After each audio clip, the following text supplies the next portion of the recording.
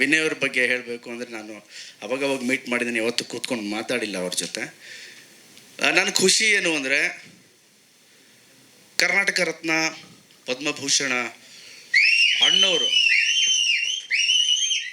ಅವ್ರು ಒಂದು ಸಲ ನಾನು ಮೌರ್ಯ ಸಿನಿಮಾ 100 days ಫಂಕ್ಷನ್ ಇತ್ತು. ಆ ಸಿನಿಮಾಗೆ ನಾನು ಆ್ಯಂಕರಿಂಗು ಏಟ್ರಿಯಾ ಹೋಟ್ಲಲ್ಲಿ. ನಾನು ಅವಾಗ ಟೆಲಿವಿಷನಲ್ಲಿದ್ದೆ. ಸೊ ಆ್ಯಂಕರಿಂಗ್ ಮಾಡ್ತಿದ್ದೆ. ಬ್ಯಾಂಕ್ವೆಟ್ ಹಾಲು ಚಿಕ್ಕದೇ ಇತ್ತು, ಏಟ್ರಿಯಾ, ನಿಮಗೆ ಗೊತ್ತು, ಹಾಲಲ್ಲಿ ಇದ್ವಿ. ಸೊ ಅಣ್ಣವರು ಬಂದು ಕೂತ್ಕೊಂಡಿದ್ದ ತಕ್ಷಣ ಕಾರ್ಯಕ್ರಮದ ಮಧ್ಯದಲ್ಲಿ ಬಂದರು ಅಣ್ಣವರು. ನಾನು ಅವರ ಸಿನಿಮಾವನ್ನು ನೋಡಿ ಚಿಕ್ಕವರಿಂದ ಬೆಳೆದವರು ಬಂದು ಕೂತ್ಕೊಂಡು, ಓ ಗಣೇಶ ಅಂದರು ಎದುರುಗಡೆ. ನಾನು ಇಷ್ಟೇ ಸ್ಟೇಜ್ ಮೇಲಿದ್ದೀನಿ. ಓ ಗಣೇಶ ಅಂದರು. ಮಯೂರ, ಬಬ್ರುವಾಹನ, ಕವಿರತ್ನ ಕಾಳಿದಾಸ, ನನ್ನ ಹೆಸರನ್ನು ಹೇಳ್ಬೇಕಾದ್ರೆ ನಂಗೆ ಮೈಯೆಲ್ಲ ಜುಮ್ಮಂತು. ಸೊ ಇಳಿದ್ಬಿಟ್ಟು ಹೋದ್ಮೇಲೆ ಚಿತ್ರಶ್ರೀ ಇದ್ರು ನನ್ನ ಜೊತೆ. ಅವ್ರು ಬಂದು, ಏ ಗಣೇಶ, ಅಣ್ಣವ್ರು ಕರೀತಾ ಇದ್ದಾರೆ ನಿನ್ನ ಅಂತ. ನಾನು ನನ್ನ ಕರೀತವ್ರು ಅಣ್ಣವರು? ಹೌದು, ನಿನ್ನೆ ಕರೀತವ್ರೆ. ನಂಗೆ ನಂಬಕ್ಕಲ್ಲಿ ಹೋದೆ. ಈಗಲೂ ಅಣ್ಣವ್ರ ಜೊತೆ ನಾನು ಕೆಳಗೆ ಕೂತ್ಕೊಂಡಿದ್ದೀನಲ್ಲ ಫೋಟೋ, ಅದೇ ಕಾರ್ಯಕ್ರಮದ ಮಯೂರ 100 days ಪ್ರೋಗ್ರಾಮ್ದು. ಸೊ ಒಂದಷ್ಟು ಮಾತುಕತೆ ಆಯಿತು. ನನಗನ್ಸೋದು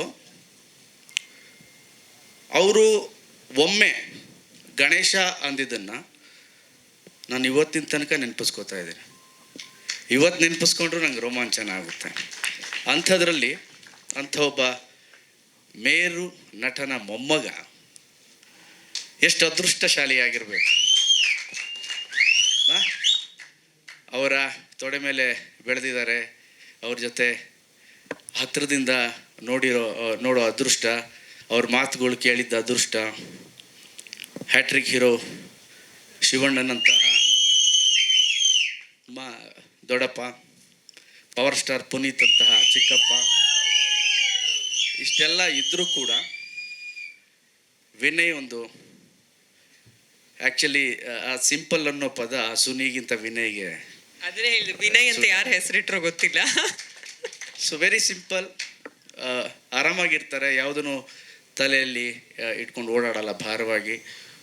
ಸೊ ಒಳ್ಳೆಯದಾಗಲಿ ವಿನಯ್ ಅವರೇ ನಿಮಗೆ.